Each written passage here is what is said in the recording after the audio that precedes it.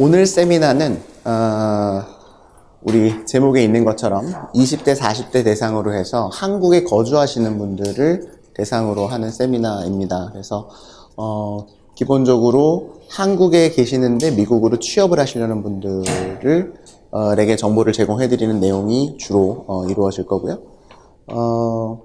그것도 혹시 뭐 하버드 MBA나 뭐 예일 로스쿨에 뭐 어드미션을 받으신 분이나 혹은 지금 자녀 조기 유학을 보내려고 하시는 분이나 그런 분들에게 뭐 도움은 조금 되겠지만 그런 분들보다는 일반적으로 한국에서 대학을 나오셨거나 아니면 미국에서 대학을 졸업했는데 미국에서 오랫동안 뭐 이렇게 직장 경력이 없으신데 한 내가 20대 중반 후반 아니면 30대 중후반 정도 됐는데 미국에 한번 나가볼까 애들 교육 때문에 혹은 내가 커리어를 바꾸기 위해서 그러시는 약간 뭐 조금 평범한 분들을 대상으로 하는 세미나라고 생각하시면 될 것 같아요. 그래서 뭐 다른 뭐 영주권을 취득한다든가 또는 아이들 조기 유학이라든가 그런 세미나는 또 다른 그 유튜브에 또 채널을 통해서 제가 강의를 해놓은 것들이 있으니까 그런 내용들을 좀 참고하시면 되겠고요. 오늘은 제목처럼 한국에 거주하시면서 한 20대 중후반서부터 40대 초반 정도까지 그냥 내가 맨몸으로 영어를 그렇게 잘하진 못하는데 미국으로 한번 취업을 해보려고 또 이민을 가보려고 하시는 분들을 대상으로 해서 정보를 제공해 드리려고 합니다. 세미나는 한 1시간 남짓 예상을 하고 있고요. 그리고 뭐 저희가 장소를 지금 이렇게 오랜 시간 빌린 것이 아니고 또 저희가 코엑스에 있다가 일로 이사 와서 지금 이렇게 토요일은 이게 시큐리티가 좀 강한 것 같아요. 그래가지고 막 잠겨 있고 뭐 그래서 한 5분 정도 늦었게 시작했습니다. 자, 그래서 제가 지금 미국 취업이 좋다 나쁘다 이런 얘기를 하고 싶진 않고요. 미국 취업이 한국과 뭐가 다르다 이런 거는 일단 기본적으로 미국 취업이 좋다라는 가정하에 설명을 드릴 겁니다. 그거는 이제 개인적으로 뭐 이유가 있으실 거니까는요.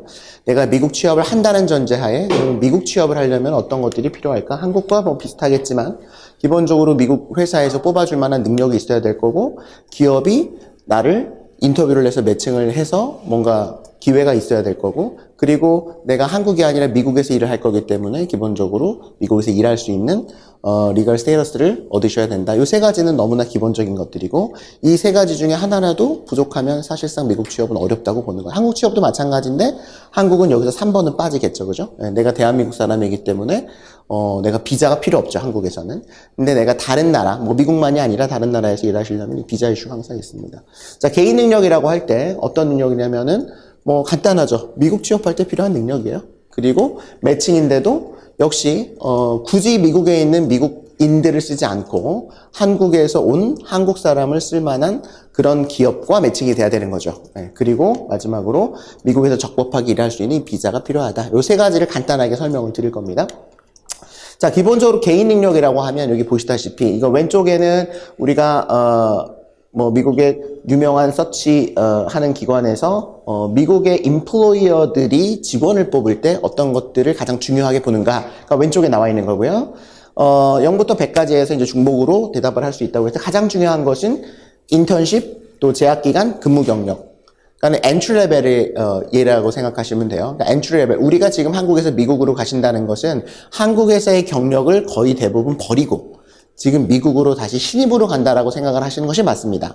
만약에 그렇지 않고 내가 한국에서 지금 한 20년 경력이 있는데 20년 경력 중에 뭐 한 10년은 내가 인정을 받고 가고 싶다. 그러시면은 사실 오늘 세미나랑은 맞지 않으실 수도 있어요. 그거는 굉장히 특별한 분야의 특별한 어떤 업종과 뭔가 그 일을 하신 분에 한해서만 가능하지 실제로 웬만한 대기업이나 뭐 웬만한 기업에서 일을 하셨던 경력은 사실상 미국 기업에서는 거의 인정해주지 않습니다. 그래서 좀 죄송하지만 여기서 경력이 20년 있어서 내가 뭐 연봉을 뭐 억 단위를 받고 있지만 지금 미국으로 취업을 하려고 할 때는 사실상 엔트리로 간다라는 생각을 가지고 시작을 하셔야지만 지금 뭐가 얘기가 통할 수 있다는 말씀을 드리고요. 그래서 이제 엔트리 레벨에 필요한 것들을 보니까 전공 그다음에 뭐 세 번째가 전공, 네 번째가 자원봉사 얼만큼 했냐, 교과외 활동 얼만큼 했냐. 사실상 출신 학교는 굉장히 큰 이슈는 아닌 걸로 되어 있어요. 그러니까 미국 애들입니다. 네, 미국 애들. 그러니까 미국 회사에서 미국 애들을 뽑을 때, 그죠? 뭐 하버드에서 애를 뽑아간다든지 아니면 뭐 UC 버클리에서 애들을 뽑아간다. 이런 미국의 대기업들이 미국에 있는 학생들을 뽑을 때 엔트리 레벨에서 뭐가 가장 중요하냐 봤더니 경력이었어요. 그죠? 네, 인턴십이나 재학 경력입니다. 그러면 이제 오른쪽은 제가 만들어 놓은 건데, 미국 취업 시에 한국인들이 필요한 게 뭐가 있을까? 여기에는 없지만 뭐가 있습니까? 영어 능력이 있겠죠. 왼쪽 거는 당연히 미국 사람이니까 영어는 잘할 거라고 기본적으로 하기 때문에 그 영어 능력에 대한 내용은 없지만 우리는 일단 영어가 있어야 될 거고, 영어를 좀 해야 될 거고, 또 뭐 레주메 인터뷰 이런 것도 잘 만들어야 될 거고, 뭐 네트워크도 필요할 거고, 자격증도 필요할 거고, 뭐 경력이나 인턴십 같은 것들이 필요하다. 뭐 우리가 흔히 생각해 볼 수 있는 내용인데, 굳이 이 중에서 가장 중요한 것 하나를 뽑으라. 그러면은 역시 뭐를 뽑을 수 있을까요? 오른쪽에 있는 내용 중에서.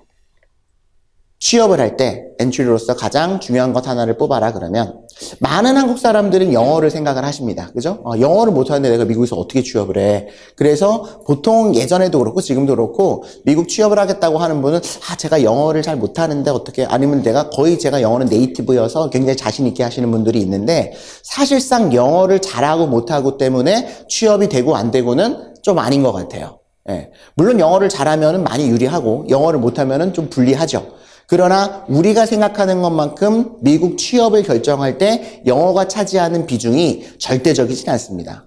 오히려 이 중에서 가장 중요한 거를 뽑으라고 한다면은 제 경험으로는 경력이에요. 그러니까 미국 회사들에서 제일 중요하게 신입사원을 뽑을 때 보는 것은 미국 내에서 얘가 어떤 일을 해봤는지, 인턴을 어떤 경험을 쌓아왔는지, 그것들을 보는 거를 훨씬 더 중요하게 생각하더라는 거죠.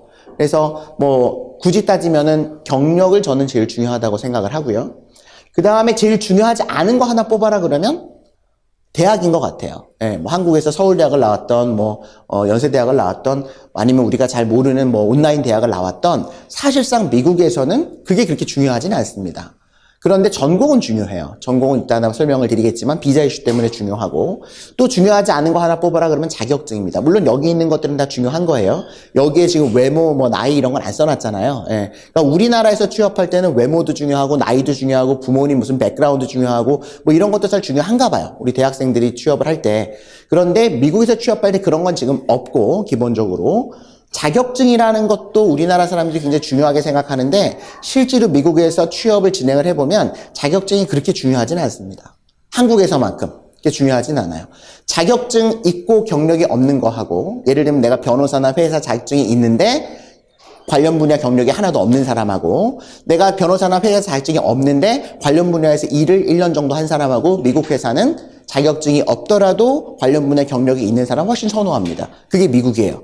우리나라는 회계사 자격증이 없으면 사대법인을 포함해서 회계법인의 입사 자체가 불가능하죠.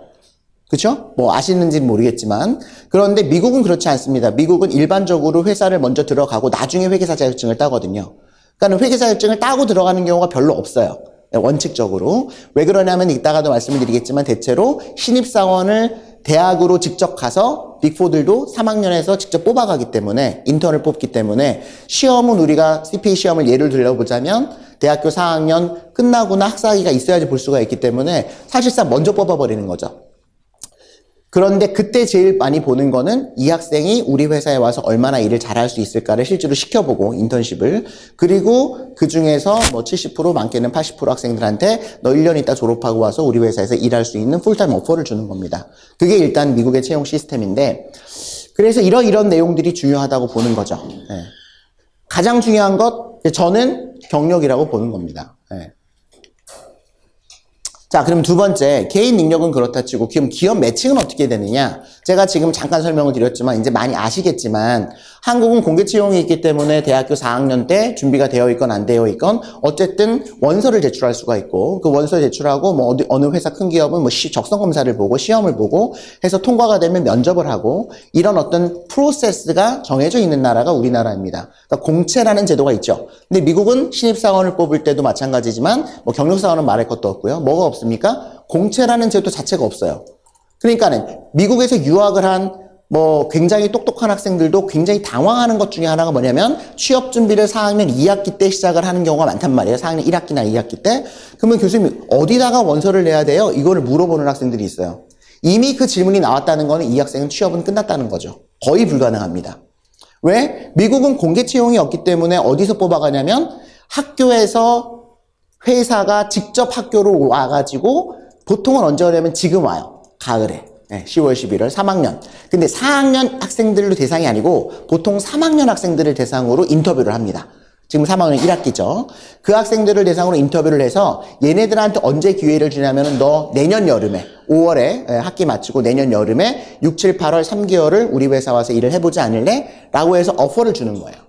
그러면 이 학생은 지금 3학년 1학기 때 이미 내년 여름에 인턴을 할 회사가 정해져 있고 그 회사에서 인턴십을 마치고 나면 내년 한 8월까지 인턴십을 마치고 나면 3개월 정도 9월, 10월 정도 되면은 그 회사에서 미리 오퍼를 줍니다. 너 1년 있다가 학교 졸업하면 미리 우리 학교로 우리 회사로 취업이 된 걸로 너는 생각하고 우리 회사로 와라 라고 1년 전에 오퍼를 줘요. 이게 미국의 일반적인 대기업, 일반적인 뭐 Fortune 500 안에 들어가는 회사들의 취업 프로세스라고 생각하시면 돼요. 네. 그래서 우리가 좋은 대학을 간다라는 말은 취업 사이드에서 보자면 그 학교의 수리가 몇 등이고 그 학교가 뭐 얼마나 많은 학자들이 있고 돈이 많고 이거가 아니라 얼마나 좋은 기업들이 와서 그 학교로 그 기업들이 뽑아가는 인턴십 기회를 부여받느냐가 취업 사이드에서 보면은 좋은 학교, 나쁜 학교로 구분이 되는 거죠. 그래서 우리가 공채라는 제도가 없기 때문에 언제 취업을 준비해야 되면 3학년 1학기 때 뭔가가 다 준비가 돼야 되는 거죠. 대학원은 어떨까요? 대학원은 여름방학이 몇 번 있을까요? 2번 있나요? 한 번 있겠죠. 일반적으로 한 번 있어요. 9월에 들어가면 그 다음에 1학년 끝나고 여름방학 한 번 있고 2학년 때 그 다음에는 졸업이잖아요. 그러니까 대학원은 여름방학 인턴할 수 있는, 특히나 외국 학생들은 학교를 휴학을 할 수가 없단 말이에요. 특별한 이유가 없는 한은. 그러니까 내가 학교를 다니지 않으면서 외부에 있는 회사에 가서 일할 수 있는 기간은 여름방학밖에 없고 대학원은 딱 3개월 한 번밖에 없어요. 그러면 그 3개월의 인턴십이 언제 결정이 되냐면 지금 내가 여기서 막 GMAT 해가지고 에세이 써가지고 어드미션 받고 이제 8월 뭐 중순쯤에 들어간단 말이에요. 그래서 9월 학기서부터 학교를 다니는데 10월, 11월 한두 달 있다가 10월, 11월에 학교로 회사들이 와요. 그때 결정이 된다는 거죠. 그러니까 취업 준비가 미리 다 돼서 들어가지 않는 이상에는 대학원 가가지고 인턴 기회를 잡기가 너무나 어려운 거죠. 물론 그 다음에 봄에 조금 오기도 합니다. 그 다음에 봄학기에. 근데 큰 기업, 좋은 기업들은 먼저 좋은 학생을 뽑아가려고 먼저 가을에 와요. 그게 미국의 취업 시스템이고 엔트리를 뽑아가는 방법이기 때문에 많은 한국의 학생들이 그 기회를 그냥 어영부영 놓쳐버리죠. 그러면 그 다음에 이제 하는 게 뭐냐면 우리나라 사람인이나 뭐 잡코리아 같은 미국에도 이런 포털 사이트들이 있어요. 거기다가 이제 레주메를 올리기 시작합니다. 막 뿌려요. 연락이 오느냐? 연락이 가끔 오기도 합니다. 왜냐하면 그 레주메에는 내가 영주권자인지 아닌지가 표시가 안 되어져 있고 내가 뭐 외국 학생인지 아닌지도 잘 구분이 안 되기 때문에 연락이 오는 경우도 있어요. 그런데 이제 보통 이제 헤드헌터들이 연락이 오죠. 연락이 와서 전화를 하다가 내가 비자 스폰서가 필요하다 그러면 거의 99%는 전화를 끊습니다. 자격이 안 돼요. 즉 이렇게 리크루팅 컴퍼니 온라인이건 오프라인이건 리크루팅 컴퍼니를 통해서 취업하는 프로세스는 기본적으로 캔디데이트이 그린카드 홀더 이상이어야 돼요. 영주권자 이상. 그리고 그들은 거의 다 경력자들만을 대상으로 합니다. 신입을 전문으로 하는 리크루터는 제가 만나본 적이 없어요. 왜냐하면 회사에서는 신입은 제3의 리크루터를 통해서 보통 뽑아가지 않습니다. 제대로 된 회사는 다 직접 가서 뽑아요. 아니면 회사 내부자의 인터널 리퍼를 통해서 뽑는 경우가 조금 있고요. 그러니까 이렇게 외부의 제3자의 헤드헌터를 통해서 뽑아가는 경우는 거의 다 영주권자이면서 경력자들만. 그러니까 우리가 대상이 안 되는 거죠. 유학생들이. 심지어 하버드나 뭐 예일을 간 학생들도 대상이 안 돼요. 그러면 결국은 이제 부랴부랴 누군가의 추천을 받는 거죠. 네트워크를 통해서 나를 좀 누구 소개시켜달라.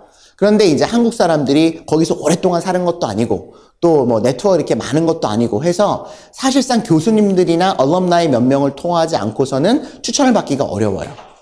근데 미국의 대학 교수들도 가르칠 때는 이 학생이 공부를 워낙 열심히 하기 때문에 굉장히 릴레이션십이 좋지만 회사에 추천하기를 굉장히 부담스러워합니다. 왜냐하면 외국 학생이기 때문에. 그럼 회사에서는 이 학생을 비자 스폰서를 해줘야 되고 그래서 굉장히 꺼려해요. 점점 그게 지금 더 심해집니다. 이따가 설명을 한 번 더 드릴 겁니다. 자, 그래서 기업 매칭과 관련돼서는 공채가 없다. 그래서 학교를 통해서 우리가 그거를 OCR이라고 부릅니다. On-Campus Recruiting이에요. 그러니까 학교로 캠퍼스 리크루팅을 오는 회사들을 통해서 취업하는 것이 가장 좋은 방법이에요. 네. 그게 가장 확실하고 제대로 된 기업에 들어갈 수 있는 어떻게 보면 유학생의 유일한 방법입니다. 그렇지 않고서는 이제 내가 아는 사람을 통해서 부랴부랴 들어가거나 아니면은 이제 내가 서치를 하는 거죠. 기업을 하나하나 들어가가지고 그 기업에 내가 정말 나랑 딱 맞는 내 레주메와 정확히 맞는 포지션이 오프닝 되어 있으면 지원을 해보는 겁니다. 되게 어려워요, 사실은. 쉽지가 않죠. 자, 그리고 이제 그래도 여기까지만 해도 우리가 내가 노력하면 될 수가 있죠. 왜냐면 개인 능력은 내가 뭐 미국 가서 미리미리 좀 경력도 쌓고 뭐 영어도 열심히 하고 뭐 여러 가지를 하면 되고 기업 매칭도 뭐 안 되면 이제 저희 같은 또 회사들이 도움을 주기도 하고 또 아니면 뭐 아빠 친구가 미국에 있어가지고 또 추천을 해주기도 하고 이럴 수가 있는데 가장 이슈가 되는 것 중에 하나가 뭐냐면 이 비자죠. 이 비자는 우리도 할 수 없고 뭐 대통령도 할 수가 없는 미국의 이민법을 바꾸지 않는 이상에는 모두에게 똑같이 적용되는 것들이기 때문에 그런데 이제 우리가 미국에서 취업을 했다. 한국 사람이 취업을 했다라고 하면은 받게 되는 비자가 뭔가요? 그 정도는 다 아시겠죠, 그죠? 예, 예. 취업을 했다라고 하면 우리가 받게 되는 비자는 H-1B라고 하는 비자예요. 예. 비이민 비자입니다. 비이민 비자고. 보통 J1으로 가는 경우들이 있어요. J1은 뭐냐면 문화교류 비자라고 보시면 되는데 한국의 대학생들이나 대학 졸업하고 1년 이내의 학생들이 미국에 1년이나 1년 반 정도 가서 경험을 쌓고 다시 돌아오는 겁니다. 일반적으로. 교환 교수를 갈 때도 J1을 쓰기도 하고 뭐 또는 리서치 스칼라 같은 거를 갈 때 연구원으로 갈 때도 J1을 쓰기도 해요. 그러나 J1으로 가는 거는 원칙적으로 취업은 아니에요. 그러니까 익스체인지인 거죠. 잠깐 갔다가 오는 겁니다. 그런데 이제 우리나라의 어떤 뭐라 그럴까요? 통계를 보면 미국 취업을 했다라고 통계가 많이 나오거든요. 정부에서 발표한. 왜냐면 정부 프로그램이 있어요. 뭐 K-무브라든지 뭐 웨스트 프로그램이라든지 이런 프로그램들이 있는데 정부에서 돈을 뭐 수십억, 수백억 쓰는 어떤 프로그램인데 100% J1입니다. 그러니까는 조금 심하게 말하면 사기죠. 취업이 아닌데 취업률로 잡는 겁니다. J1은 누가 뭐라고 해도 취업이라고 말하면 안 돼요. 이거는 그냥 인턴십이에요. 갔다가 오는 겁니다. 물론 J1으로 갔다가 법적으로 H-1B라고 하는 취업비자로 바뀌는 게 불법은 아니에요. 그러나 미국 이민국에서는 국방부에서 국무성에서는 J1으로 오는 학생들의 1% 미만만 취업비자로 바꾸는 것을 우리는 recommend 한다 이렇게 얘기를 해요. 그러니까 100명 오면 1명 정도는 오케이. 그러니까 사실상 J1으로 간다라고 할 때는 우리가 취업이 아니라 경험을 쌓고 온다 이렇게 생각하시는 게 맞는 거죠. 그리고 이거를 우리나라에서 해외 취업률을 잡아서도 안 되는 겁니다. 그러나 경험적으로 봤을 땐 좋아요. 내가 미국에 가서 어쨌든 회사든 어떤 연구소든 가서 1년 정도 돈을 받으면서 내가 경험을 쌓을 수가 있는 거니까.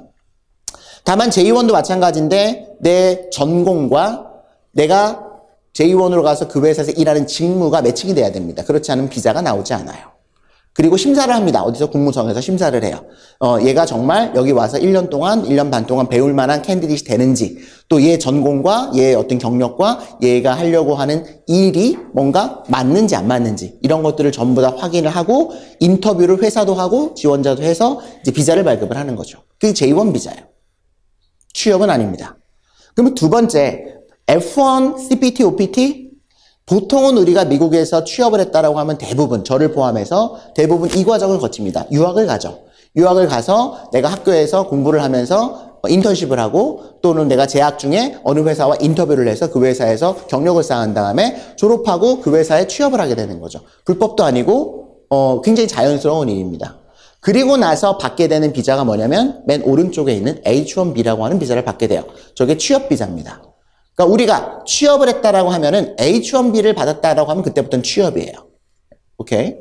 물론 이렇게 J1이나 H-1B를 받지 않고 여기서 영주권을 받는 분들도 계시죠. 지금 뭐 투자 이민을 한다든지 아니면 이제 내가 뭐 유명한 의사거나 뭐 논문을 많이 쓴 교수거나 해가지고 NIW라는 게 있어서 뭐 영주권을 뭐 스폰서 없이 그냥 내가 바로 진행을 한다든지 아니면 뭐 한국에서 뭐 취업 영주권을 미리 받아가지고 영주권자로서 들어가서 취업을 한다든지 그거는 이제 이민이죠. 예.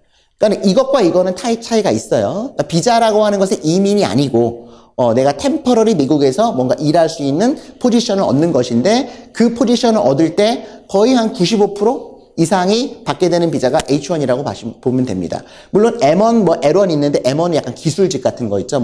뭐 플러밍이라든지 약간 뭐 레이버 잡 같은 거. M1라는 비자를 받고 뭐 6개월 정도 전기를 배우고 뭐 한 1년 정도 그거와 관련된 분야에서 일을 하고 그때 이제 M1 비자 같은 게 발급이 되기도 하고요. L1 비자는 주재원 비자죠. 내가 이제 삼성전자에서 10년 동안 있는데 임원으로 뭐 법인장으로 간다든지. 그러니까 M1이나 L1은 우리랑은 조금 맞지 않는 비자, 우리랑 딱 맞지는 않아요. 그래서 결국은 J1이나 F1을 통해서 그 다음에 H1을 받거나 아니면 영주권을 바꾸서 들어가거나 이 방법 외에는 없습니다. 그러니까 루트가 이미 딱 정해져 있어요. 자, 그런데 여기서 이제 중요한 거. 우리가 H1B를 그러면 받는 게 우리의 1차적인 목표라면 H1B의 특징을 알아야 되겠네요. 이 비자의 특징을. 이거를 모르고 유학을 간다라는 거는 말도 안 되고 기본적인 지식이 없이 내가 미국을 뭐 이민 가려고 한다든가 취업하려고 하는 건 더더욱 말이 안 됩니다. 그냥 맨 땅에 헤딩하는 시대는 그냥 맨 땅에 해당하고 머리만 깨지고 끝나는 시대입니다. 지금은.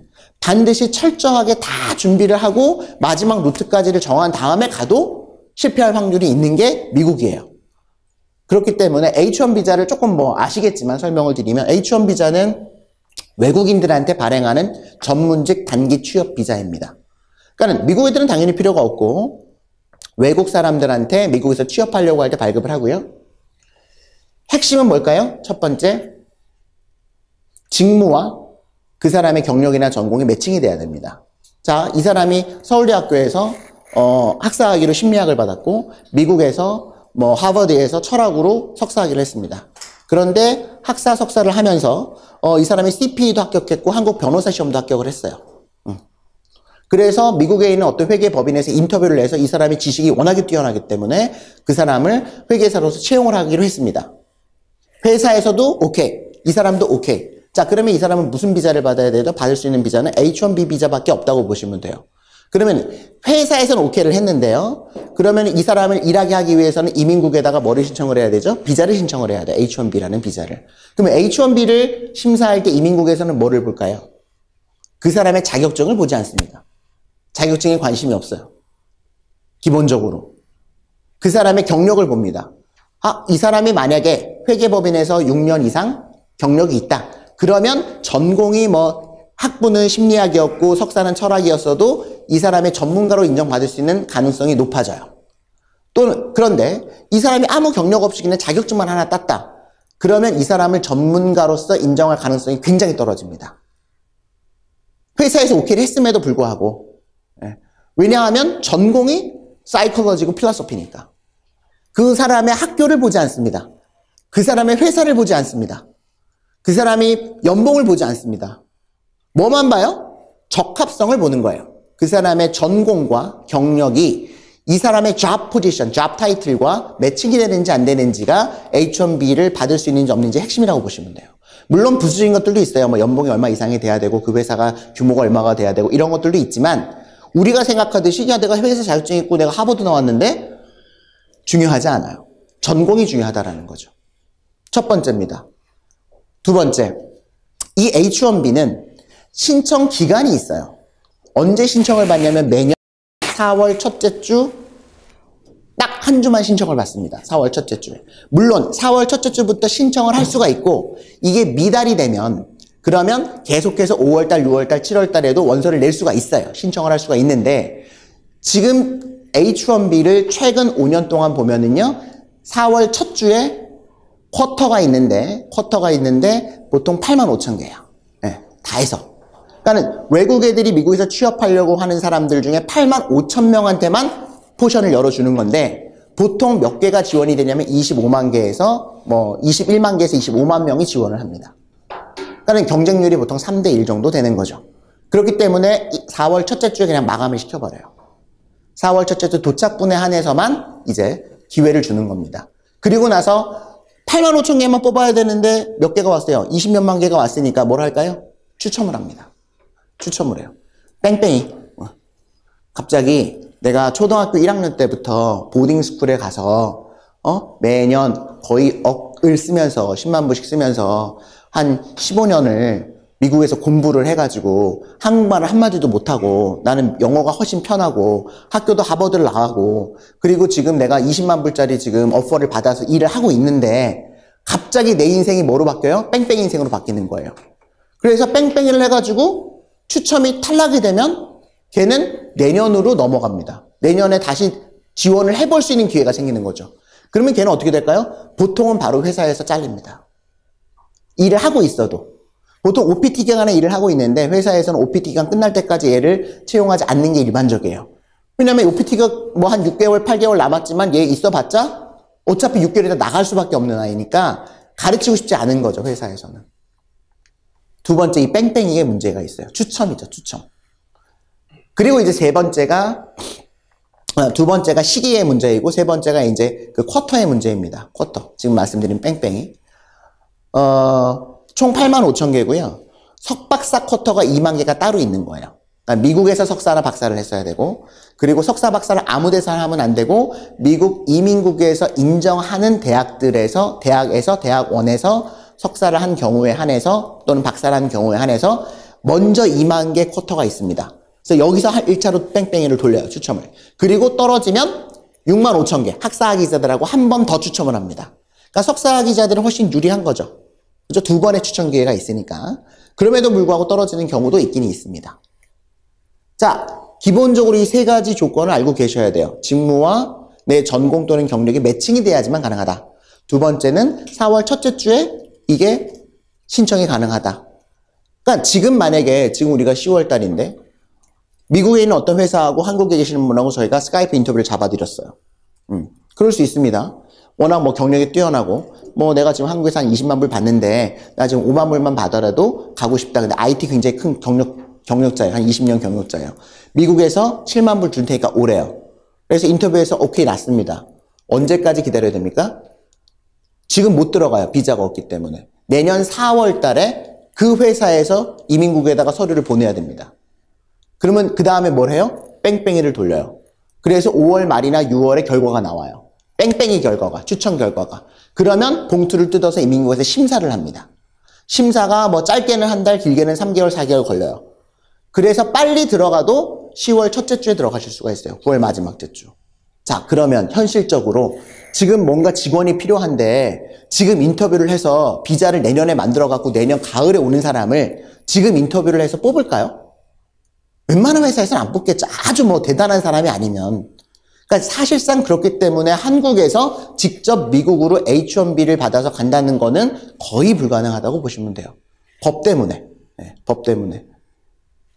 더구나 일도 안 해보면 더더구나 어렵겠죠. 대부분은 미국에서 일을 해보고 이 사람이 우리랑 잘 맞다고 생각하면 그 다음에 취업비자를 해주는 게 일반적이니까. 자, 그래서 취업비자를 받게 되면은요, 내가 옮겨 다닐 수가 있어요. 네, 내가 어떤 삼성전자에서 취업비자를 받았다고 삼성전자에서 계속해서 일을 하는 것은 아니고요. 내가 회사를 옮길 수 있습니다. 그때는 추첨을 하지 않아요. 내 쿼터를 잡아놨기 때문에, 뭐 내가 뭐 구글로 옮길 수도 있고, 뭐 페이스북으로 옮길 수도 있습니다. 네, 그때는 추첨이 필요 없고, 트랜스퍼가 가능하다라는 거. 자, 그런데 하나 여기서 뭐 팁을 하나 드리면, 지금 제가 말씀드린 8만 5천 개, 6만 5천 개는 영리 회사들이에요. 네, profit company. 근데 비영리들도 있잖아요. 뭐 병원이라든지 대학이라든지 비영리 기관들. 이 비영리 기관들 같은 경우에는 이 6만 5천 개, 8만 5천 개의 쿼터가 없습니다. 그 말은 아무 때나 지원이 가능해요. 그래서 전략을 세울 때 내가 나는 꼭 영리 회사가 아니라 비영리 회사의 어떤 포지션을 가도 괜찮겠다. 그러면 그쪽으로 방향을 잡으시는 것도 나쁘지 않아요.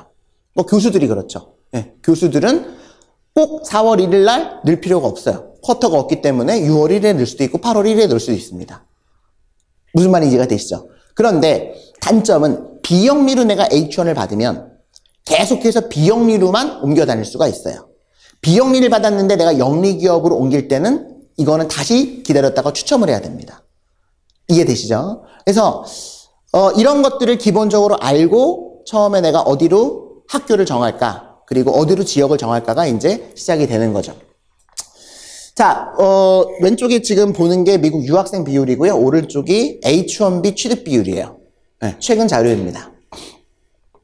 아직도 한국 학생들이 한 전체 유학생의 5% 정도를 차지하고 있어요.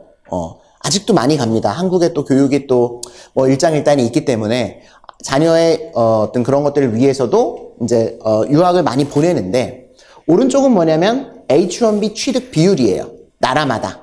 그러니까 우리가 8만 5천 개 뭐 이렇게 있다 그랬잖아요. 그러면은 8만 5천 개 중에 또 리뉴되는 학생들이 있으니까 뭐 1년에 한 20몇만 개가 되겠죠. 예. 뭐 작년도 재작년 6년 동안이니까 훨씬 더 많겠죠. 뭐 한 5, 60만 개 된다고 가정을 하면 H1B를 가장 많이 가져가는 나라는 어디예요? 인디아죠. 예, 인도예요. 근데 H1 전체의 몇 프로를 가져갑니까? 7.5%가 아니라 75.6%를 가져가는 거죠. 그러니까 8만 5천 개 중에 한 6만 개 넘게 얘네들이 다 가져가 버리는 거예요. 인도에서. 그러니까 인도 애들이 싹 다 가져간다고 보시면 돼요. 놀랍죠? 근데 저는 놀랍지 않은데 처음 보시는 분들은 놀라워요. 야, 이거 뭐 불공평한 거 아니야? 어떻게 인도가 이렇게 다 가져가? 우리나라는 뭐 그러니까 작년 기준으로 해가지고 3천 개 받았습니다. 그러니까는 1% 정도 총 H1에. 예. 그러니까 굉장히 적은 숫자죠. 유학생이 5만 4천 명이 있는데 그 중에서 실제로 뭐 미국에서 취업을 해서 비자를 받은 거는 3천 명밖에 안 된다는 거죠. 물론 이게 다 유학생이 일로 간 것도 아닐 거고 뭐 좀 뭐 자료에 그런 것들이 있겠지만, 그래서 대충 보면 유학생 10명 중에 9명은 돌아온다는 얘기를 합니다. 예. 취업이 안 돼서. 뭐 큰 뜻이 있어서 돌아온 학생도 있겠죠. 아빠 뭐 회사를 물려받기 위해서 오거나 뭐 다른 또 뜻이 있어서 오는 학생들도 있는데, 거의 제가 경험해본 바로는 지난 15년 동안 유학생을 만나본 결과 한국으로 너무 돌아갈 학생 거의 없어요. 미국에서 취업을 하고 싶은데 안 되니까 돌아오는 거죠. 학교에 상관없이. 이게 현재의 상황이라고 보시면 됩니다. 자, 그러면 우리가 그러면 외국 학생들이 미국에서 취업을 할 때 취업 비자를 받아야 되네. H1B를. 그러면 H1B를 받을 때 전공과 직무가 매칭이 돼야 된다면서, 그러면 어떤 직무가 가장 H1B를 많이 받을까를 우리가 한번 조사해 보면 되겠죠. 그러면 그 직무가 상대적으로 외국인들이 취업하기가 조금 용이한, 오프닝이 많이 열려있는 직무일 거 아니에요. 말이 됩니까? 그쵸? 이거를 보셔야지.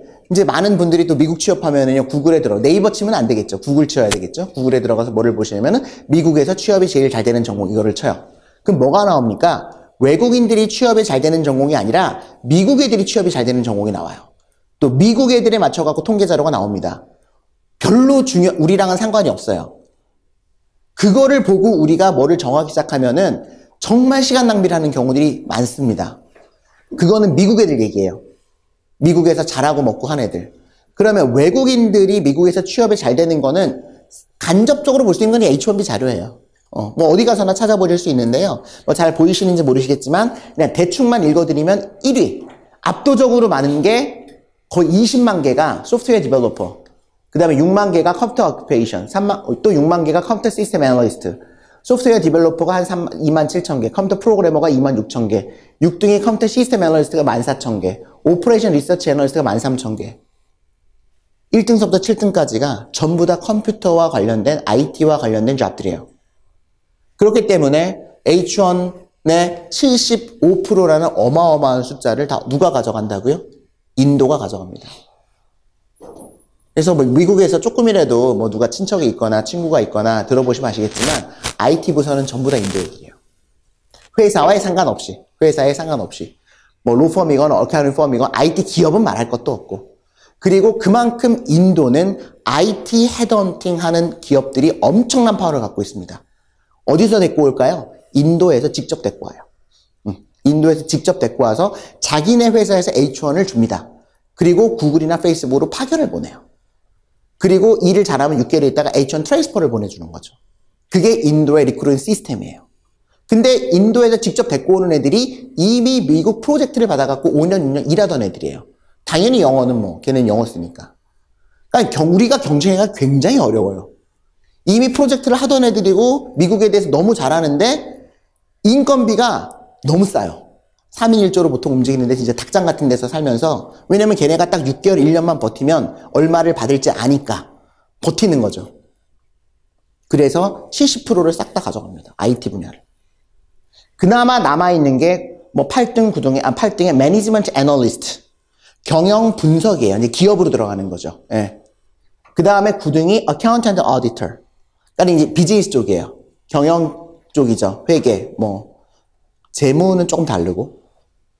그리고 다시 메카니컬 엔지니어, 이제 엔지니어링 조금 있고, 여기에 아무리 봐도 무슨 뭐 마케팅이나 뭐 이런 거 없어요. 뭐 인사나 이런 거 없습니다. 우리나라 사람은 영업이나 이런 거 없어요.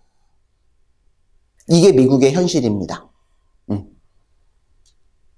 너무 많은 예를 들어드릴 수 있어요. 진짜 이거를 지난 경험을 하면서, 그러니까 저도 잘 몰랐고, 뭐 저도 아시는 분들은 아시겠지만, 저도 뭐 한국에서 대학 나오고, 미국에서 이제 로스쿨 하고 변호사 하다가, 한국 와서 교수하다가, 교환 교수로, 미국의 이제 콜럼비아 로스쿨에 갔다가, 이제 뭐 한인들을 잘 몰랐죠. 한인, 뭐, 사회도 잘 모르고.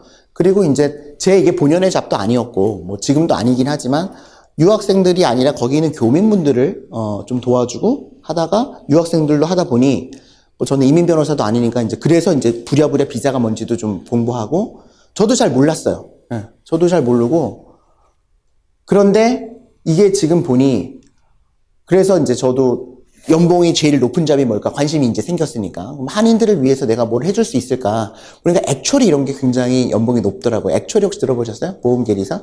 미국에서 액추어리가 뭐 보통 평균 연봉이 20만 불이에요. 그러니까 2억이죠. 야, 그래 한국 사람이 수학을 잘하니까 이 액추어리를 공부를 시켜보자.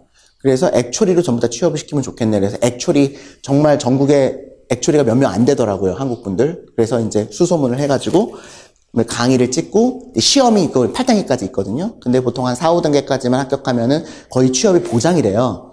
그래서 이제 가르쳤어요. 근데 한국 사람들도 수학적인 머리가 좋아요. 그래가지고 금방금방 합격을 하시더라고요. 근데 문제는 뭐냐면 나는 액추어리를 이 정도까지 레벨이 되면 취업이 될 줄 알았어요. 근데 그 보험이라는 인더스트리는 비자 자체를 해주질 않더라고요. 그러니까 영주권이 있지 않으면 아예 진입이 너무 어려운 분야인 거예요. 그러니까 회계랑은 달라요. 회계사는 취업 비자가 굉장히 자연스럽게 나오는 분야거든요. 근데 회계사는 연봉이 높지 않단 말이에요. 네. 근데 액추어리는 연봉이 훨씬 높길래 나는 이거를 가르쳐갖고 회계사 공부하는 애들을 이걸로 돌려가지고 조금 더 하면은 근데 인더스트리가 다른 거죠. 그러니까 저도 몰랐던 거예요. 해보자는 몰라요. 외국 애들 뽑아주는지 안 뽑아주는지가 해보고 나서야 이게 안 되는구나. 사이버 세큐리티 또 한참 핫했어요. 보안, 미국의 또 보안. 사이버 세큐리티 미국 애들로 보면은 거의 다 취업된다고 나와요. 그런데 그래서 이제 우리가 사이버 세큐리티 또 전공한 애들을 이제 레주메를 받아서 해봤는데 뭐가 이슈냐면은요. 사이버 세큐리티는 정부하고 일하는 것도 되게 많아요. 특히나 이제 버지니아 쪽에 이제 그런 사이버 세큐리티 회사들도 많고 한국 분들도 굉장히 성공한 분들이 몇 분 계시거든요. 캔디데이트 자체가 영주권자 이상이거나 아니면 시민권자여야지만 연방정부를 들어갈 수가 있어요. 그러니까 연방정부에 출입을 해야 되기 때문에 유학생으로서는 아무리 실력이 있어도 아예 자격 요건이 안 되는 거예요. 미국 애들로 따지면 정말 연봉 좋고 아주 좋은 전공인데 그게 다른 거죠. 그러니까 이거를 몰랐던 거예요. 그리고 아무도 몰랐을 거예요. 그러니까는 미국 애들이 취업이 잘 되는 잡과 외국 애들이 취업이 잘 되는 잡, 취업을 할 수 있는 잡과는 굉장히 차이가 있습니다. 네. 뭐 학생들 중에 똑똑한 우주공학한 애들이 있어요. 나사 들어가야 되거든요. 영주권자는 못 들어갑니다. 미국 애들은 100% 다 취업된다고 나와 있어요. 그러니까 그게 다른 거죠. 그래서 미국에 내가 취업을 하려고 하실 때는 먼저 뭐를 보셔야 될 거냐면 내가 취업하려고 하는 이 분야가 외국 사람, 특히나 한국 사람들이 들어갈 수 있는 인더스트리인지 아닌지를 보셔야 돼요. 영주권자도 마찬가지. 왜냐하면 영주권자라고 하면은 물론 어떤 그 배리어는 한참 없어지기는 하지만 그래도 너무 한국 사람을 안 뽑아온 분야는 좀 이게 좀 네트워크가 없어가지고 뽑기가 어렵더라고요. 집어넣기가 어려워요. 그래서 그런 분야를 좀 최소한 이 정도는 리서치를 해보셨으면 좋겠다는 생각이 들고요.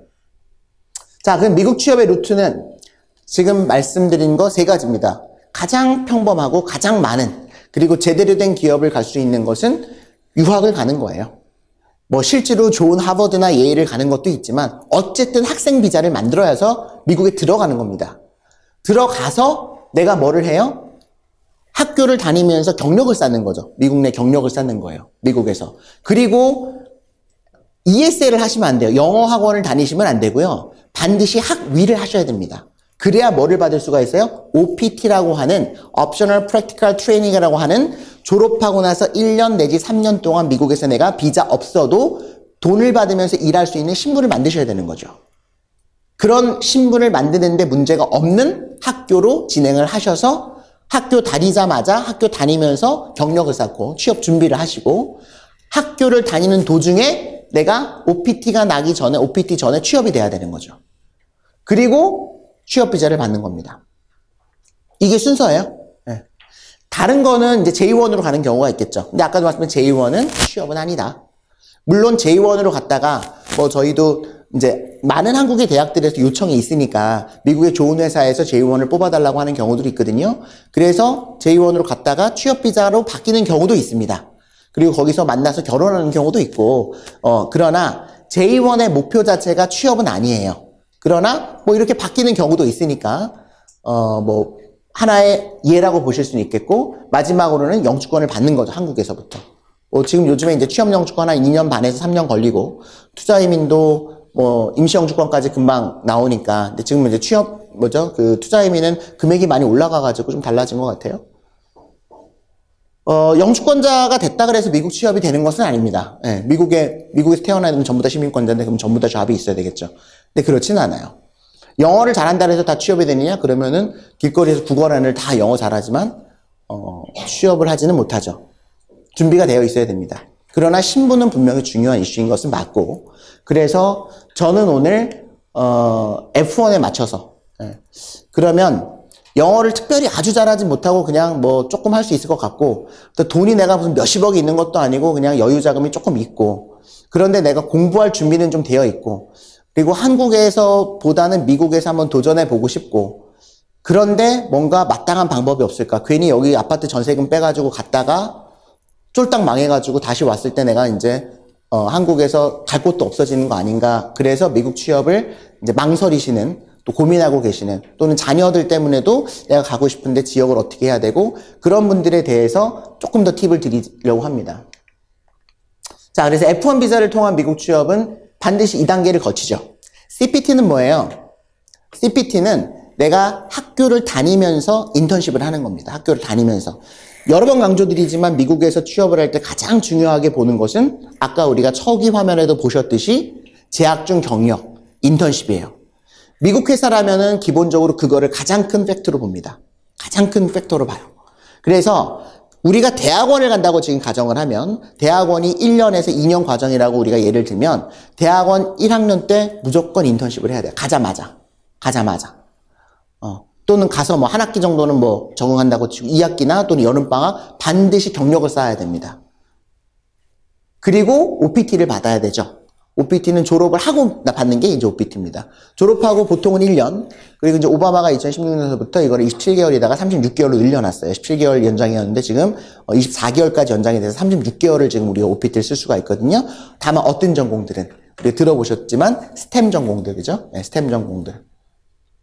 그래서 OPT를 받습니다. 그리고 H1이 들어가요. 네. 스템 전공은 좋은 건 뭘까요? 이게 3년이니까 H1이 떨어지면 다음에 또 넣으면 되고, 또 떨어지면 그 다음에 또 넣을 수가 있잖아요. 3번 떨어지는 경우는 못 봤어요. 2번까지 제가 떨어지는 경우는 봤는데, 그러니까 이제 스템 전공은 확실히 H1의 기회가 많은 거죠.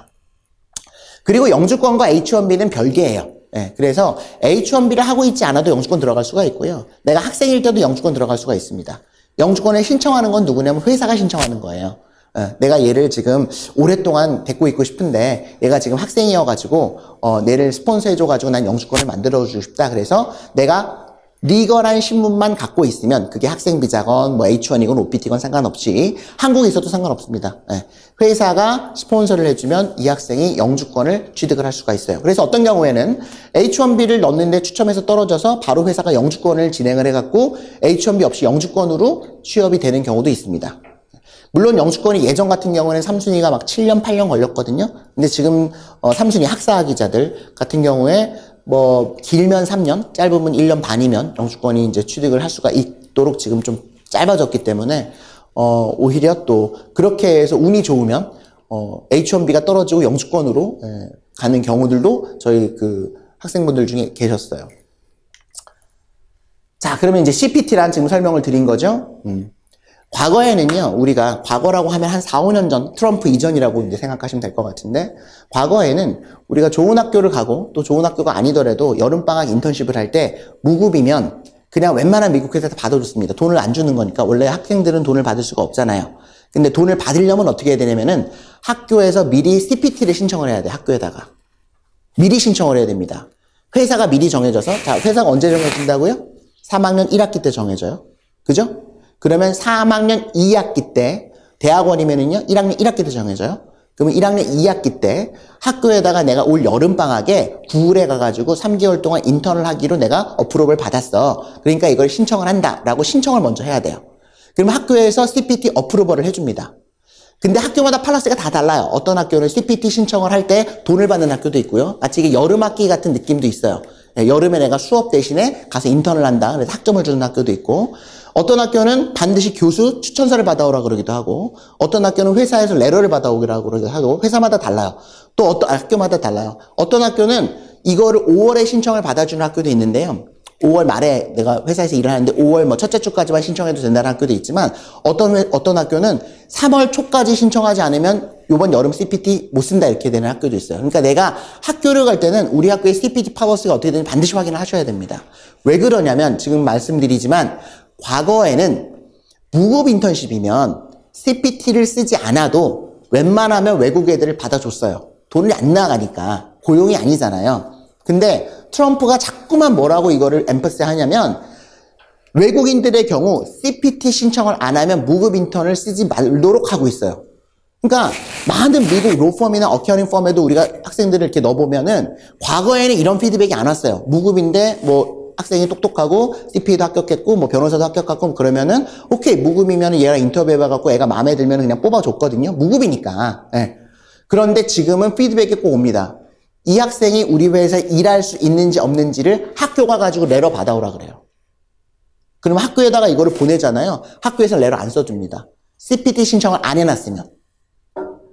그래서 올 여름에도 제가 여러 군데에서 전화를 받았어요. 한국에서. 뭐 언론사 되게 높으신 분한테도 딸이 무슨 어디다 취업이 됐는데 CPT 신청 안 해놓은 거예요. 그래가지고 일하다 말고 잘렸어요. 일주일 만에. 그러니까 그쪽에서는 당연히 영주권자인지 알고 뽑았는데 보니까 유학생이었던 거죠. 그러니까는 이게 별거 아닌 것 같은데 미리 신청 안 해놓으면은 요즘은 이게 너무나 스트릭트해진 거죠. 무급인데도 내가 돈 안 받고 가서 일주일에 50시간씩 일해주겠다는데도 안 뽑아준다니까요. 물론 인터뷰도 엄청 까다롭습니다. 무급이어도. 근데 옛날에는 인터뷰만 통과가 되면 스테이터스는 이슈를 안 삼았단 말이에요. 얘가 뭐 학생이면 괜찮았단 말이에요. 근데 지금은 전에 CPT인지 아닌지를 꼭 확인하는 게 아주 많아졌어요. 그 다음에 이제 OPT는 말씀을 드렸죠.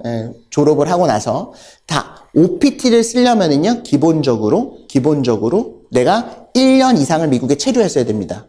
지난주에 제가 상담한 학생이 4학년 2학기까지 졸업을 하고 군대를 간 거예요. 그래서 지금 군대에 복학하려고 보니까 한 학기밖에 안 남았잖아요. 그래서 졸업을 해도 OPT가 안 나옵니다, 그 학생은. 무슨 말인지 이해가 되시죠? 내가 OPT를 쓰려면 1년은 미국에서 반드시 체류를 하고 나서만 OPT를 쓸 수가 있어요. 그러니까 뭐 그건 기본적인 내용들이니까. 그리고 나서 내가 이제 90일 안에 OPT를 신청하고 나서 90일 안에 회사가 결정이 돼야 돼요. 회사가 결정이 안 되면 OPT가 안 나오는 경우들이 많습니다. 그러니까 내가 졸업을 했잖아요. 5월 15일에 졸업을 했어요. 그러면 OPT를 신청을 하고 보통은 이제 9월 달까지는 회사가 결정이 돼야지만 내가 OPT 1년이건 뭐 3년이건 쓸 수가 있는 거죠. 근데 보통 유학생들이 졸업할 때 막 학점 따다가 이제 뭐 졸업 논문 같은 거 쓰는 경우도 있고 하니까 하다가 그냥 OPT 신청하고서부터 회사를 찾는단 말이에요. 못 찾는 경우도 많아요. 그러면 OPT가 안 나옵니다. 그럼 그냥 와버려요, 한국에. OPT를 안 쓰고 온다는 거는 취업 사이드에서 보면은 유학을 왜 했니 이래요. 1년 미국에서 일할 수 있는 것은 미국에서 학위를 했기 때문에만 받을 수 있는 굉장히 큰 특혜입니다. 예. 제대로 된 미국 회사에서 일해볼 수 있는 굉장히 유일한 기간이 OPT 기간인데 그거를 미리 준비하지 않아가지고 그냥 한국으로 와버리거나 뭐 바로 석사를 가버리거나 되게 안타깝죠. 자, 거기서 이제 스템이라는 게 나오죠. OPT 때 보통 OPT는 1년인데 스템 전공이 몇 개쯤 될 것 같으세요? 세부적으로 해서 450개가 넘습니다. 스템 전공이. 예. 기본적으로 뭐 사이언스나 테크놀로지, 엔지니어링, 매트 같은 전공들인데 이런 전공을 한 학생들은 1년 OPT를 쓰고 그 다음에 2년 추가로 연장을 받을 수가 있습니다. 그때 2년 연장을 할 때는 내 전공과 내가 하는 직무가 매칭이 됐다는 것을 뭔가 입증을 해야 돼요. 그래야 이게 2년이 연장이 됩니다. 어쨌든 3년까지 가능하기 때문에 상대적으로 훨씬 유리한 거죠. 훨씬 유리합니다. 자, 현재 미국은 말씀드렸듯이 무급 인턴십이라도 CPT 신청이 없으면 채용을 상당히 기피하는 현상이 높습니다. 이게 되게 어려워요. 그래서 옛날에는 그냥 인터뷰 잡아가지고 인터뷰만 통과되면 무급은 그래도 그 인터뷰 잡기도 되게 어려워요. 네. 인터뷰 자체가 안 잡힙니다. 일반적으로. 그런데 이력서 통과돼서 인터뷰만 잘 가르쳐가지고 통과가 되면은 스테이러스는 이슈를 삼지 않았다는 거죠. 무급이기 때문에. 근데 지금은 10개 중에 7, 8개는 스테이러스를 문제를 삼습니다. 네. 특히나 미국 기업들은 거의 100% 삼는다고 보셔도 돼요. 조금 규모 있는 회사들은 다 안 뽑습니다. 아예. 미리 오케이, 그래서 신청 한두 달 기다려서 소셜 받고 뭐 다 어프로벌 받고 이런 절차를 미리 거치지 않으면 인턴십 자체도 이제는 불가능해졌다는 얘기죠. 자, 더구나 예전에 우리가 이제 좋은 명문대학을 간다면 아까도 말씀드렸지만 명문대학이나 대학원으로 큰 기업들이 와서 유능한 국제 학생들, 인터내셔널 학생들을 뽑아가서 인턴을 시키고 그리고 거기서 워낙에 똑똑한 학생들이기 때문에 이제 취업 비자를 주겠다고 하고 미리 오퍼를 받아서 졸업 전에 취업이 결정이 되는 경우가 일반적이었는데 뭐 혹시 뭐 주위에 유학 가 있는 친구분들이나 뭐 자녀분들 보시면 아시겠지만 학교로 많은 회사들이 이제 앞으로 옵니다. OCR을 와요. 그런데 인턴십 지원 자격 요건 자체에 인터내셔널이면 안 된다고 써놓는 경우들이 꽤 많아요. 유학생을 안 뽑겠다는 거죠. 인턴도 안 뽑겠다는 거. 왜? 미국은 인턴십이 뭐니까 정규 취업하는 어떤 그 교육 장소이기 때문에 얘가 정규 취업을 할 가능성이 없다고 보는 거예요. 왜? 취업 비자 추첨해서 떨어지면 얘는 끝나는 건데 유학생 안 뽑겠다는 거죠. 그런데 내가 뭐하러 인턴을 받아? 이렇게 돼버리는 거죠. 그래서 명문 대학을 가는 게 취업사에 대해서 보면은 이제 조금 예전보다는 좀 낮아진 거죠. 네. 대기업들이 점점 안 뽑아버리니까. 물론 다 안 뽑진 않습니다. 그래도 들어간 학생들이 있기는 있어요. 근데 10년 전과 비교해 봤을 때 한 절반도 안 되는 것 같아요. 유학생들이 그래서 명문대를 간 유학생들이 굉장히 힘들어하는 이유 중에 하나입니다. 더구나 H-1B 취업비자 심사가 엄청나게 강화가 됐어요. 트럼프 때문에. 이게 무슨 쿼터가 줄어들거나 그러진 않았습니다. 똑같이 85,000개예요. 그런데 예전에는 추첨만 되면 거의 됐다 했어요. 추첨만 되면. 추첨이 안 돼서 이제 문제지. 근데 지금 추첨이 되고도 보강서류를 내라는 게 너무나 많아졌어요. 케이스가. 근데 보강서류를 내가지고 어프로벌 받은 경우가 많이 있긴 하지만 거기서 디나이 되는 경우가 예전보다 훨씬 많아졌습니다. 그러니까 이제 두 번째 스트레스인 거죠. 추첨이 됐다. 좋아. 했는데 보강심사 무슨 서류 더 내라. 회사에도 자꾸만 내라 그래요. 회사에도 얘가 왜 필요한지를 무슨 다른 회사의 대표 3명한테 추천서를 받아오라든지 뭐 얘가 무슨 같은 포지션에 있는 뭐 다른 기업에 무슨 뭐 리스트를 갖고 오라든지 뭐 할 수 없는 경우를 요구하는 경우도 많아요. 그러면 추첨이 됐는데도 불구하고 디나이가 돼버리는 거죠. 그래서 예전에는요, 한국 학생들이 이제 급하니까 미국 회사는 이제 안 뽑으니까 한국 기업으로 그냥 갔습니다. 뭐 은행도 그냥 한국계 은행, 뭐 회계법인도 한국계 회계사. 근데 요즘은 그나마도 안 뽑으려고 해요. 한국 회사들도. 똑같은 이유입니다. 미국에서 제일 큰 그래도 한국계 은행이 저희 고객이어서 이제 유학생을 한 3명, 4명씩 뽑아주셨단 말이에요. 우리 추천으로. OPT를 3명을 넣었는데 그 중에 H1 추첨에서 2명이 떨어졌어요. 그래서 나머지 1명도 다 나가라 그러고 다시는 안 뽑겠다 그랬어요. 은행에서는 6개월 동안 괜히 그냥 시간 낭비했다고 생각하는 거죠. 다 가르쳐놨는데 얘네들 채용할 수가 없는 거예요. 그래서 무조건 영주권자. 아니면 취업, 우리는 신입 안 뽑겠다라고 하는 거죠. 이런 어려움들이 있습니다. 현실적으로. 알고 우리가 대비를 하자는 거죠. 그러니까는 제가 처음에도 말씀을 드렸지만 미국 취업이 좋냐 나쁘냐는 오늘 얘기할 게 아니에요. 좋다고 가정을 하고 진행을 하는 겁니다. 미국 취업이 왜 좋으냐를 말하려면 저도 1시간 이상 얘기할 수가 있어요. 그만큼 한국과 비교해서 저는 미국 취업이 상대적으로 굉장히 많은 기회가 있고 또 어떤 라이프 퀄리티를 봤을 때 참 좋다. 또 애들 교육을 봤을 때도 장점이 많다라고 생각을 하지만 그것만 바라보고 그냥 무작정 갔다가는 그리고 준비 없이 갔다가는 왜 그런 말 있잖아요.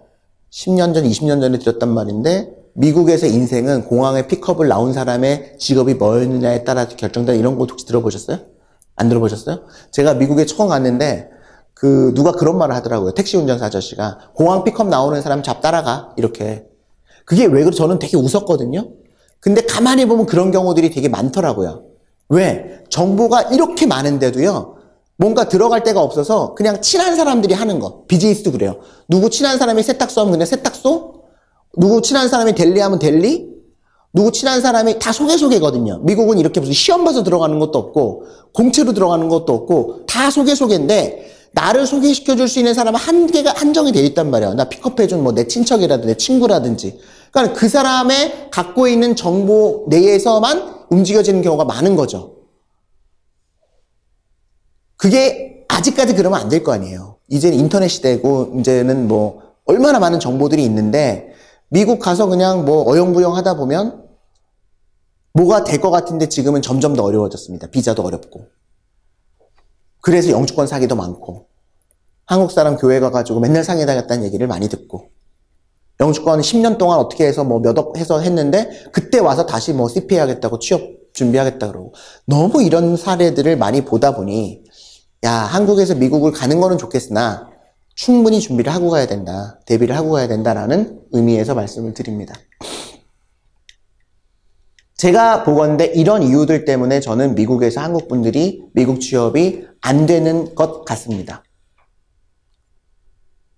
대학을 선택할 때요. 대학원도 그렇지만 대학 학부생들은요. 거의 학교 중심으로 선택을 합니다. 특히나 유학생들. 큰 주립대들 있잖아요. 제가 어느 특정 학교의 이름을 말하고 싶진 않은데 큰 주립대들 시골에 있는 랭킹으로 보면은 굉장히 좋은 학교들이죠. 그리고 그 학교를 폄하할 생각은 저는 1도 없습니다. 그러나 취업사에 대해서 보면 그 학교로 가서 농사를 지을 게 아니면은 그 학교로 가시면 안 돼요. 왜냐하면 주위에 기업이 없습니다. 인턴할 기회도 없고 그 학교로 오는 OCR 통해서 오는 대기업을 통하지 않는 이상에는 그 학교를 통해서 취업하기가 거의 불가능하죠. 물론 내가 시골에 있는 큰 대학을 다녀도 뉴욕에 원서를 낼 수가 있고요. LA에 원서를 낼 수가 있고 DC에 원서를 낼 수가 있습니다. 그리고 그렇게 해서 취업이 될 수도 있겠죠. 경력직이라면 그게 좀 쉽겠지만 신입을 굳이 오하이오 스테이트, 저 미네소타 이런 노스캐롤라이나 이런 애들을 굳이 비행기 표까지 줘가면서 또는 오라 그래가지고 면접을 해가지고 뽑을 만한 신입이 별로 없어요. 그냥 동네에서 뽑는 거죠. 뉴욕이면 뉴욕 근처에 있는 대학에서 뽑지, LA면 LA 근처에서, 샌프란이면 샌프란 근처에서 뽑지, 이거를 굳이 저 플로리다에 있는 애를 불러다가 너는 UC 버클리 나온 애보다 너무 똑똑하다 해가지고 뽑을 가능성이 없다는 거예요. 이론적으로는 그렇지 않지만 이론적으로는 큰 대학을 가도 아무 데로나 다 옮겨 다닐 수 있다고 우리는 생각을 하고 사실이 그렇지만 실제로 해보니 신입은 그 기회가 많지가 않습니다. 그런데 우리는 유학원서부터 일단 랭킹을 따지고 종합대학의 랭킹은 좋잖아요. 그리고 영어를 많이 쓰고 시골이니까 애가 삐뚤어지지 않을 거고 해서 그냥 그런 대학을 넣어버리는 경우들이 많고 전공은 가서 정하라 그러고 완전히 잘못된 거죠. 제가 봤을 때는. 미국을 가시기 전에는 20대에서 40대 분들도 마찬가지지만 유학생, 지금 조기 유학을 떠나는 고등학생 애들도 대학을 선택할 때는요. 반드시 전공을 먼저 정해야 됩니다. 더 정확히 말하면 내가 어떤 일을 할 거다. 직무를 정해야죠. 그리고 직무를 정하고 그러면 이 직무에 가장 적합한 전공이 어딜 것이냐를 정하고 그러면은 이 인더스트리가 가장 발달한 지역을 선택을 해야 돼요. 그리고 그 지역에 있는 대학을 선택하는 게 그 다음입니다. 근데 우리는 완전 거꾸로 해요. 먼저 대학 선택하고 그냥 가서 아무 전공이나 정하라 그러고 그래서 그냥 졸업하기 쉬운 전공을 정하다 보니까 비자가 안 나오는 전공이고 그래서 다시 대학원 가고 악순환이죠. 그러나 학생은 엄청나게 열심히 공부를 한단 말이에요. 맨날 놀고 먹는 게 유학생이 아니란 말이죠. 그러니까 걔가 처음에 1학년 때 학교를 잘 정하고 지역을 잘 정해서 갔더라면 똑같은 노력으로 충분히 좋은 학교에 좋은 회사에 갈 수 있었던 아이인데 첫 발걸음이 잘못된 경우들이 많습니다. 대학원도 좀 비슷한 것 같아요. 대학원도. 내가 아까도 처음에 말씀드렸지만 내가 한국으로 갔다가 돌아올 거거나 아니면은 교수를 할 거면은요 대학 선택이나 다 달라지고 이 세미나가 맞지 않는 세미나입니다. 그러면 랭킹을 따라가셔야 되고 거기 교수진을 보셔야 되고 그 학교에서 얼마나 많은 좋은 논문들이 나오는지 연구소가 어떻게 되는지 그런 거를 보셔야 되는 거지 무슨 지역은 별로 상관이 없어요.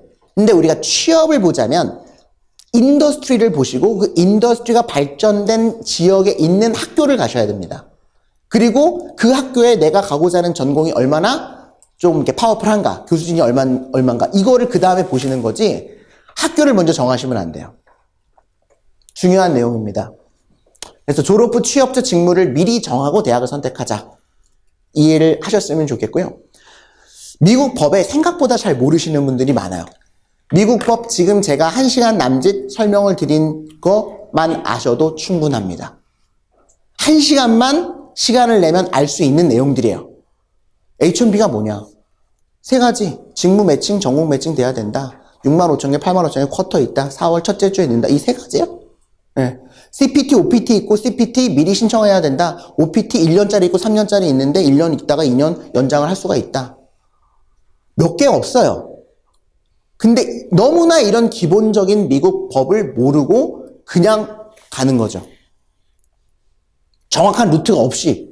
왜? 학교를 가야 되니까, 학교를. 좋은 학교를 가야 되니까. 세 번째는 경력 인맥 중심의 미국 채용 시스템의 이해가 부족한 거죠. 어떻게 되겠지? 한국은 어떻게 됩니다. 예. 뭐 아빠다 소개도 시켜주고 뭐 아는 주위에 동료들도 있고 해서 또 사람인 자콜이 얼마나 잘 돼 있어요. 미국은 없습니다.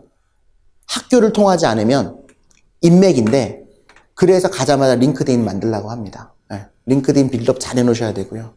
얼럼나이 관리 잘 하셔야 되고요. 그래도 잘 안 돼요. 예. 워낙에 수가 작으니까. 다 영어, 학점 이 두 가지에 포커스를 두죠. 특히나 젊은 학생들은 졸업을 해야 되니까. 그러다 보니 나머지 인맥관리, 이력서, 인터뷰 준비 하나도 안 되는 겁니다. 네 번째, 특히나 한국분들, 유학생들도 마찬가지인데 우리는 이런 느낌이 있어요. 첫 직장이 평생 직장이라는 느낌이 조금 있어요. 삼성 들어가면은 이제 뭔가 출세한 거고, 뭔가 처음에 중소기업 들어가면 뭔가 잘못된 것 같은 느낌이 딱 있는데, 미국은 조금 이렇게 말하면 안 되지만, 한 직장을 오래 다니는 사람을 별로 능력자라고 평가하지 않습니다. 이 기본적인 방향 자체가 전문직들은요. 옮겨 다녀요. 보통 2년, 3년마다 옮겨 다닙니다. 걔가 능력 있는 애예요. 스카우트해서 가는 거니까. 연봉이 훨씬 많이 뜁니다. 특히나 전문직이면 전문직일수록 옮길 때마다 연봉이 뛰어요. 그래서 첫 직장이 어디냐, 첫 회사가 어디냐가 물론 중요하죠. 좋은 회사, 큰 회사 들어가면 너무나 좋겠지만 현실적으로 어렵다면 첫 연봉 중요하지 않고요. 첫 직장이 얼마나 크냐, 남들에게 보여줄 만한 회사냐 아니냐 전혀 중요하지 않아요. 근데 우리나라는 너무나 남들의 시선을 많이 신경을 써서 야, 내가 어디 들어갔어를 보여주고 싶은 거죠. 예를 들어 볼까요? 내가 뭐 뉴저지에 있는 녹화가 돼 있으면 그런데 대기업, 삼성이나 LG라고 가정을 하죠. 삼성이나 LG의 대기업 회계팀이 있어요. 거기에 자리가 하나 났어요. 근데 다른 데는 조그만 미국계 회계사 사무실이에요. 연봉은 반도 안 돼요, 여기가. 근데 내가 회계사를 하려고 그래요. 물론 사람마다 뭐 자기의 그거가 다르겠지만 어디를 가야 되냐면 우리가 볼 때는 당연히 미국계 직원 4명 있는 회계 사무실을 가야 됩니다. 연봉이 반도 안 되더라도. 여기서 일을 배워야 돼요. 아무리 큰 대기업의 회계팀으로 가도 거기서 프라이빗 경력 10년을 쌓아도 퍼블릭으로라면 다시 1년 차서부터 들어가야 됩니다. 내가 목표 자체가 프라이빗에서 가서 그냥 컨트롤러 삼성에서 내가 죽을 때까지 일하겠다라고 하면은 모르겠지만 내가 CPA로서 뭔가 퍼블릭 프랙티스를 해갖고 내가 나중에 내 사무실도 차리고 뭐 어디도 해보고 그런 뭔가 목표를 가지고 CPA를 공부를 해서 합격을 하셨다면은 방향이 충분히 달라질 수가 있어요. 그런데요, 대부분은 그냥 연봉 많이 주고 이름 많이 큰 일반 회사로 가는 경우들이 많습니다. 되게 답답한 거죠. 근데 5년 있다가는요, 완전 달라져요. 삼성, LG의 회계팀으로 갔던 애는 다 미국 법인으로 옮기고 싶어 합니다. 엔지니어가 아니라 회계라고 예를 들어보는 거예요. 근데 처음에 조그만 미국 회계법인 가서 일을 차근차근 배운 애는 5년 차가 되면 벌써 빅4에 가 있어요, 걔는. 삼성에서 5년 있던 애는 빅4로 오려면요, 1년 차로 들어가야 됩니다. 프라이빗에서 퍼블릭으로 옮기는 거기 때문에. 연봉도 차이가 엄청 많이 나는 거죠. 그러니까 그게 아무것도 아닌 것 같은데 그냥 얘니까 좀 극단적일 수 있어요. 네, 극단적일 수 있는데 첫 직장에 올인하지 말자는 거죠. 뭐를 보자? 첫 직장이 아니라 직무를 보셔야 돼요.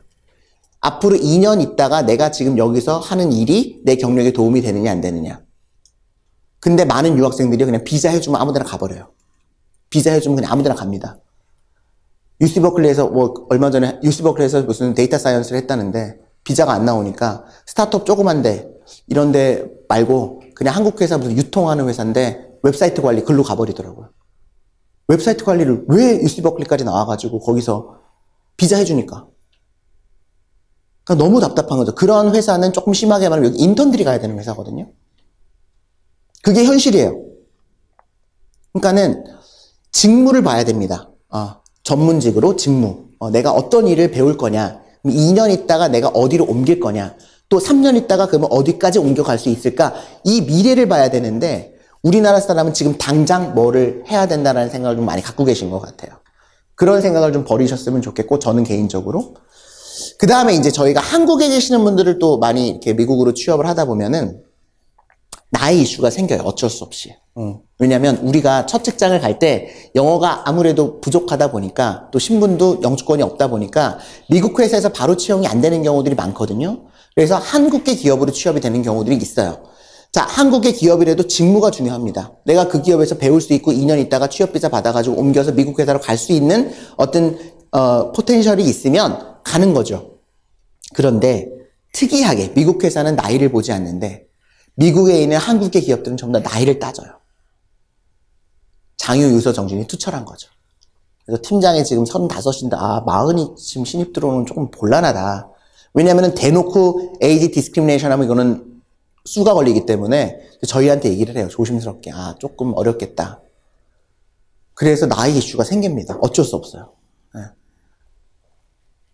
그래서 저희도 할 때 이게 참 어려웠던 것 같아요. 지금도 마찬가지고. 실제로 20대, 30대 중반까지만 해도 큰 이슈가 없는데 30대 중반이 넘어가기 시작하면은 갈 수 있는 기업이 완전히 많이 줄어들어지는 거죠. 그래서 그때는 충분히 상의를 해봐야 돼요. 미국을 왜 가려고 하는지. 진짜 신입처럼 일할 각오가 되어 있으신지. 그러다 보면 뭐가 있냐면 경력자들, 나이가 한 40대 되시는 분들은 야, 내가 그래도 한국에서 뭐 했고 그래도 연봉이 얼마 받았고 그런데 내가 어떻게 여기서 이렇게 하겠냐. 그러신 분은 미국에 가시면 안 됩니다. 그러면 그냥 괜히 고생만 하고 자존심만 다치고 오실 가능성이 높아요. 저는 그렇습니다. 제가 해보면. 진짜 그냥 뭐 해도 되고 안 해도 될 것 같은 미국 안 가셨으면 좋겠어요. 너무 힘들고 고생스럽습니다. 생각했던 것보다. 물론 그 과정을 거쳐서 2년, 5년이 되면은 아주 잘 되는 분들이 많이 계세요. 뭐 그거에 대한 증인들은 엄청나게 많기 때문에 근데 그분들이 다 2년, 3년을 버틴 거예요. 그리고 엄청나게 많이 노력을 하신 거죠. 그러니까 그 과정이 없이는 사실은 미국 첫 숟갈에 배부를 수가 없습니다. 그래서 경력자의 경우 자꾸만 한국에서의 지위, 연봉, 미국하고 한국을 계속 비교해요. 못합니다. 미국에서 못 살아요. 미국만큼 불편한 나라가 어디 있어요. 느리죠. 불친절하죠. 더럽죠. 뉴욕은 특히나. 병원 못 가죠. 너무너무 불편한 나라예요. 한국만큼 살기가 좋은 나라가 어디 있습니까? 그래서 저 맨날 얘기해요. 그냥 한국에서 사시는 게 좋겠다고. 오시면 제가 볼 때 그냥 한국에서 사시는 게 좋을 것 같아요. 가지 말라고. 실제로 저는 그렇게 말씀을 많이 드립니다. 굳이 한국에 가시지 않는 게, 미국에 가시지 않는 게 좋겠다고. 아니, 여기 좋은 직장이고, 지난번에 공무원분이 오셨는데, 아니, 이렇게 좋은 공무원을 다들 하고 싶어갖고 난린데, 이거를 왜 가냐. 의사분도 한 분 가셨거든요. 끝까지 가시더라고요. 대학병원 의사신데, 딱 그만두고, 정년 보장인데, 열심히 공부하고 계시고, 다음 주에 또 시험 보신다고 그러시더라고요. 근데 뭐 그분의 인생이니까 근데 쉽지 않습니다. 그러니까 내가 뭔가 확실한 이유가 있지 않으면 안 가시는 게 좋아요. 근데 그 확실한 이유가 있다면 준비를 확실히 해서 가자. 그리고 내려놓자. 내가 한국에서 뭐 했다 이거 제일 싫어해요. 한국 기업들이. 말 안 들어요. 자기가 사장이거든. 사장보다 내가 나이가 많은 경우도 많아요. 그래서 사장이 막 일을 시키기 어려워요. 나는 그냥 막 일 시킬 만한 사람이 필요하거든요. 그러면 뉴욕, LA 뭐 조금 심하게 말하면 널렸어요. 일을 하고 싶어 하는 사람들이. 근데 어떻게 해서 이제 부탁해가지고 하는데 내가 이런 거 어떻게 뭐 이렇게 돼버리는 경우들이 있거든요. 그러니까 그렇게 하시면 좀 어렵고 마지막으로 외국인 취업이 가능한 직무를 선택해서 그렇죠? 아까 액츄얼리도 말씀을 드렸고 뭐 사이버 시큐리티도 말씀을 드렸고 뭐 이런 게 되게 많아요. 뭐 저널리즘도 하다 안 돼가지고 결국 비영리로 돌려가지고 하고 하는데 그러니까 이런 것들을 미리 정해야 됩니다. 미리 정해서 나는 이렇게 가서 이렇게 되겠다라고 물론 그대로 다 되지는 못할지언정 그 청사진도 없이 그냥 내가 미국에 가겠다? 그냥 안 가시는 게 낫다는 거죠.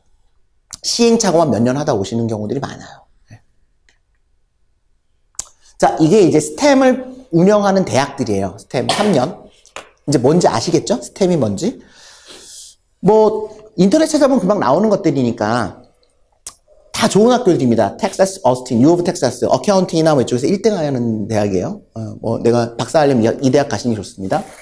뭐 포뎀, 뉴욕에 있는 대학이고, 뭐 얼바인, UC 얼바인이고, 우리가 캘리포니아에 뭐 한국인 시장도 했던 대학이고, 다 좋은 대학들이죠. USC 뭐 회계학으로도 아주 좋은 대학이고, 이런 대학을 가시는 거 말리지 않습니다. 수 있는 분들은 가시는 거 전 좋다고 봐요. 다만 튜이션이 보통 5만 불이 넘습니다. 책값 어쩌고 저쩌고 하면 한 1억 정도는 잡으셔야 돼. 기본으로 1년에. 또 하나 입학 요건이 대부분 다 GMAT을 요구합니다. 입학 요건이 굉장히 까다로워요. 그래서 내가 탑스쿨을 가고 싶다. 그런데 스템을 하고 싶다 그러시는 분들은 이런 대학들에서 하나를 골라서 가시는 것도 좋습니다. 그런데 이 중에서 굳이 따지자면 포뎀의 글로벌 파이낸스나 뭐 시라큐스의 MSc in Finance 밑에 USC MSc in Finance 3년이거든요. 스템 3년 나오는데 거의 취업 안 됩니다. 파이낸스 취업 너무 어려운 분야예요. 네. 어카운팅이 훨씬 낫습니다. 취업을 원한다면 외국인들이 네. 외국인들이 비즈니스 애널리틱스 또는 뭐 비즈니스 애널리틱스가 뭐냐면 아까 우리 8등에 있던 거예요. H1은. 그러니까 비즈니스 분석하는 거죠. 뭐 재무제표 분석하고 뭐 사업 분석하고 그나마 이쪽이 조금 나아요. 네. 굳이 따지자면. 그런데 문제는 뭐냐면 이렇게 큰 대학들은요. 학교로 오는 OCR에서 회사를 반드시 잡아야 됩니다. 못 잡으면 취업을 못 해요.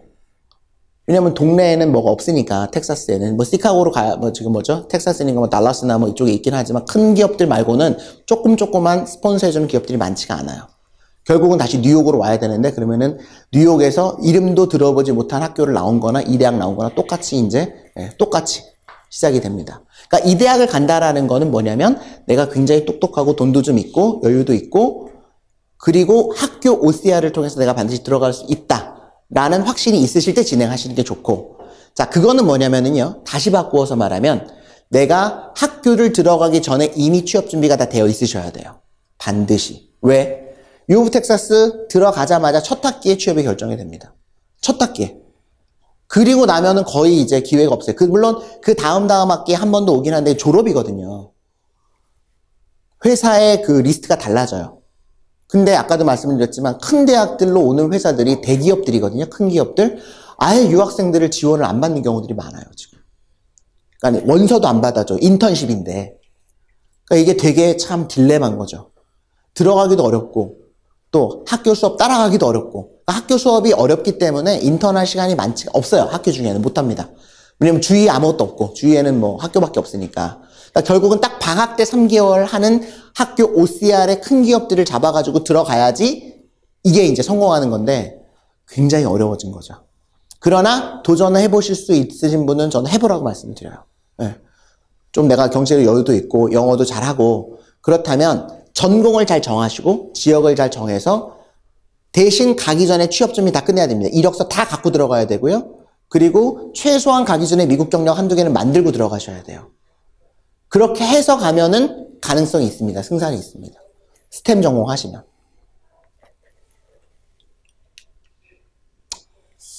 제가 그냥 뽑아봤어요. 스템 전공이 한 450개가 넘는데, 그러면 이제 저 같은 뭐 법돌이나 문과돌이나 수학을 엄청나게 싫어하고 컴퓨터만 보면 이렇게 자지러지는, 제가 그렇거든요. 뭐 저는 아직도 컴퓨터를 잘 못하는데, 그런 분들이 지금 미국에 취업을 하려고 할 때 어떤 전공을 하면 그래도 할 수 있을까? 회계사는 아무나 할 수 있어요. 뭐 저도 회계사를 했으니까. 수학이 아니란 말이에요. 회계사는. 자칫 오해하시는데, 회계사는 더하기 빼기 곱하기 나누기만 할 수 있으면 돼요. 거의 90%는 외우는 겁니다. 논리적으로 이해하고.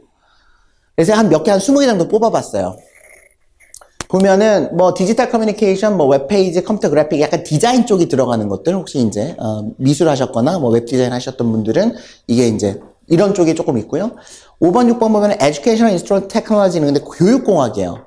그러니까는 문과대생들 교육 뭐 만만하잖아요.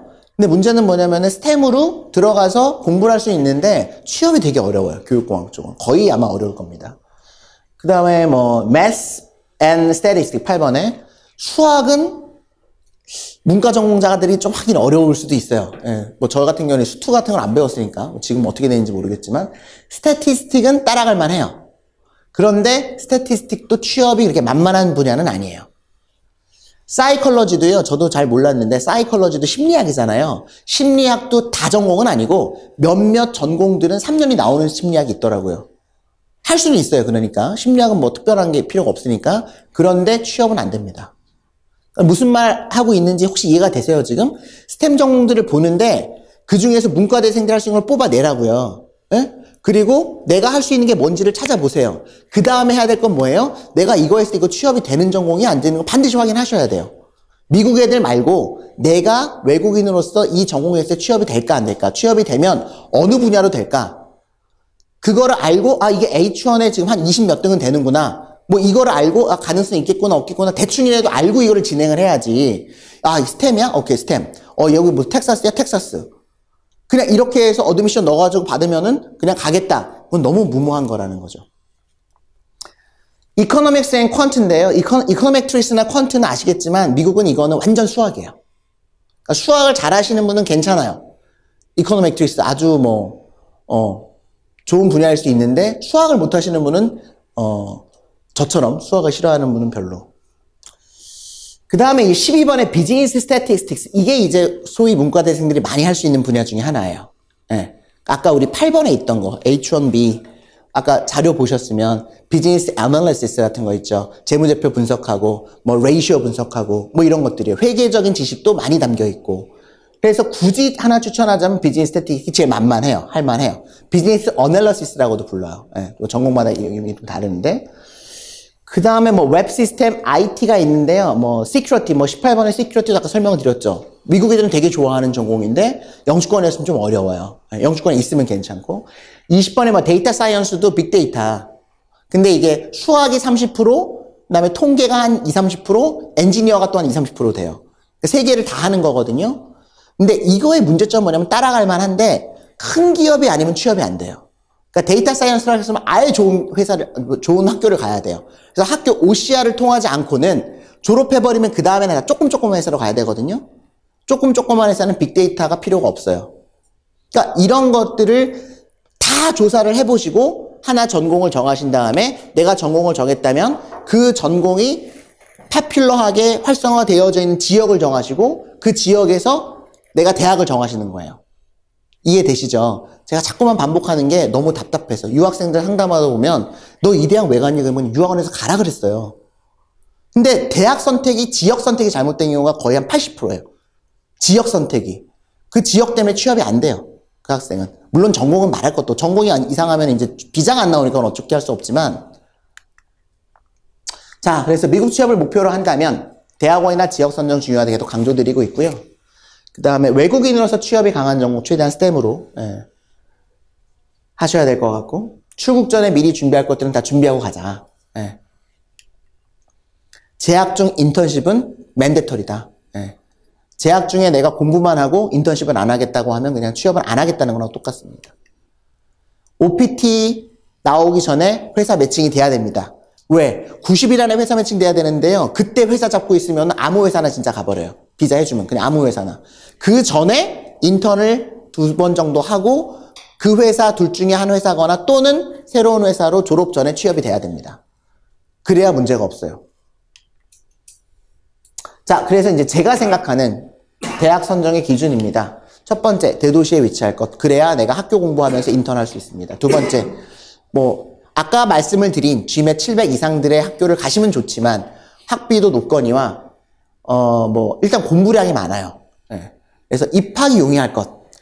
그러니까 굳이 그런 대학을 가겠다는데 그 대학에 어드미션을 받았는데 이 대학을 가라고 하진 않습니다. 그거는 이제 자기의 어떤 내 이력에 아주 좋은 대학이 있어야지만 되겠다는 분들도 꽤 계시거든요. 내가 서울에 나왔는데 갑자기 듣도 보도 못한 대학이 내 이력에 들어가는 건 나는 싫다라고 하시는 분들 계시더라고요.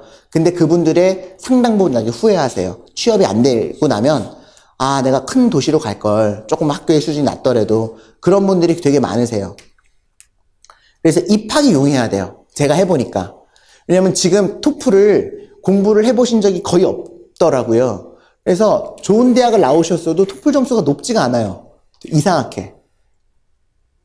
저도 지금 토플을 보면 몇 점 나올지 모르겠지만 토플 GMAT이 너무 높은 학교를 하다 보니까 입학 자체가 안 돼요. 입학 준비하는 데만 1년, 2년이 걸려요. 나는 미국을 지금 가야 되겠는데. 근데 이게 고등학생이 모르겠는데 지금 우린 벌써 30대가 되신 분들이 많거든요. 그러면 1년, 2년 지나면 나이가 많아서 이제 우리가 진행을 할 수가 없어져요. 40대 중반 되면 이제 아예 못하고. 예. 그러니까는 그냥 한 몇 개월 공부해갖고 나올 수 있는 토플 점수로서 입학에 가능한 대학이어야 된다. 세 번째는 학비가 높으면 안 돼요. 해보니. 왜냐면 이제 내가 생계를 책임지고 있기 때문에 부모님이 돈 주는 게 아니라 내 돈으로 내가 가는 거기 때문에 취업을 목표로 하는데 학비가 굳이 높을 필요가 없다. 그 다음에 학교 수업이 너무 힘들어도 안 돼요. 왜냐면 학교 수업 따라 하다가 아무것도 못 해요. 그러니까 우리가 인턴을 잡아주면 인턴을 해야 되거든요. 가서. 근데 학교 프로젝트 하느라고 정신이 없는 거예요. 좋은 학교이면 좋은 학교일수록 공부량이 많습니다. 그 다음 H1 추첨할 때 아까 석사는 2만 개 따로 준다 그랬잖아요. 근데 이거 변호사들 잘 모르는 경우들이 많습니다. 프라이빗이면서 영리인 학교들이 미국엔 되게 많아요. 영리이면서 사립학교인 거죠. 영리사립학교. 영리사립학교 대학원을 졸업한 경우에는 석사캡에 적용을 받지 못합니다. 비영리거나 아니면 공립이거나 둘 중에 하나가 적용이 돼야 돼요. 그래야 석사캡에 2만 개 따로 한번 추첨을 할 수가 있습니다. 따라서 주로 그런 학교들이 LA에 많아요. LA에. 조그만 한인들이 하는 학교라든지 베트남 사람이 하는 학교라든지 이런 외국인들이 하는 학교들, I-20 유지하기 위해서 만든 학교들이 많거든요. 그런 학교들은 가시기 전에 꼭 확인해 보셔야 돼요. 연방정부 인가가 있는지 혹은 석사캡에 적용을 받을 수 있는지 없는지 꼭 확인하셔야지. 이것 때문에 나중에 문제가 생기는 경우를 제가 한 서너 건 봤거든요. 그러면 3년, 2년 동안 다 했는데 이게 영주권이 안 나오는 거예요. 또 석사캡으로 못 들어가요. 그러면 학사로 들어가는 학사 전공이 사이코로지예요. MBA 했는데 그러면 추첨이 안 돼요. 그러니까 H1이 못 들어가 버리는 거죠. 석사가 무시가 돼 버리니까. I-20도 나오고 주정부에서는 학위를 줬는데 그런 경우들이 있습니다. 근데 예를 들면 UC 버클리, UC 어쩌고저쩌고, IB 이런 학교는 생각할 필요도 없고 당연히 다 되고 우리가 잘 못 들어본 학교들 있잖아요. 네. 잘 모르는 학교인데 캠퍼스도 그냥 어중간하게 있고 건물 하나고 이런 학교들은 프라이빗이면서 영리할 가능성이 굉장히 높습니다. 저희도 그런 학교를 하나 진행을 5년 전에 하다가 나중에 모르고 하다가 이게 문제가 생겨가지고 더 이상 못하고 있는데 완전 미국 학교예요. 그 뉴욕에 있는 학교고. 근데 사립이고 영리더라고요. 그래가지고 이제 다 갑자기 이제 학교를 다 옮기고 한번 난리를 쳤던 기억이 있는데 그리고 가능하면 재학 기간이 긴 거는 좋지 않습니다. 왜? 재학 기간 중엔 돈을 벌 수가 없단 말이에요. 돈을 쓰기만 하지. 근데 내가 미국 가서 돈을 벌 수가 없기 때문에 가능하면 학교를 다니는 시간을 줄이는 게 좋겠죠. ROI를 따져본다면. 자, 그 다음 전공 선정은요. 계속해서 말씀을 드리지만 외국인으로서 취업이 가능한 분야가 된다. 그래서 저는 두 가지를 봅니다. 비즈니스 어널리시스. 거기에는 반드시 회계가 들어가고 회계사가 컴바인 되면 좋습니다. 필수라고 하긴 어렵지만 있는 게 훨씬 도움이 돼요. 그 다음에 회계와 IT가 접목되면 더 좋고 IT만으로 하는 거는 사실 제 전문 분야는 아니지만 되게 어렵습니다. 해보면. 인도 애들이 일단 꽉 잡고 있고 경력이 없이 그냥 IT만으로 들어간다는 거는 되게 힘들어요. 해보니까. 그러니까 최소한 CPA를 뭘 엮어가지고 CPA랑 연관이 있는 회사로 일반 기업의 데이터 뭐 어쩌고저쩌고로 넣어가지고 나중에 뭐 옮기더라도 그래서 회계랑 IT 이외에는 사실 어렵지 않나. 엔지니어는 진짜 어려워요. 예. 미국 애들은 취업이 잘 되는데 엔지니어 무조건 다 큰 기업이거든요. 바이오? 어우 좋죠. 바이오 무조건 큰 회사로 와야 됩니다. 안 뽑아줘요 우리를. 예. 그거는 이제 아주 좋은 탑 스쿨로 가면은 혹시 모르겠어요. OCR 통해서 들어가는 거면은. 근데 우리는 그 회사를 목표로 나는 구글 아니면 안 간다 그러면은 저희 고객이 되실 수 없습니다. 그러면 일단 GM에서 공부해서 탑 5 안에 들어가는 MBA를 가셔야 돼요. 그러니까 그렇지 않고 그냥 내가 어중간하게 말씀드렸잖아요. 어중간한 우리들, 우리들이라고 하면 죄송합니다. 아시는 분도 계실 텐데 그냥 뭐 탑은 아니다. 그러나 내가 바닥은 아니란 말이에요. 영어도 웬만큼 되고 학교도 그냥 그래도 내가 들어본 학교 나왔고 그리고 돈도 아주 없는 건 아니고 한 몇천만 원 정도 여유 자금이 있고 그런데 한국에 비전이 없다고 나는 생각을 하고 미국을 한번 가보고 싶거나 뭐 그러신 분들 같은 경우에는 학교랑 전공을 잘 정하셨으면 좋겠고요. 저는 이 정도 오늘은 설명을 드리면 될 것 같습니다.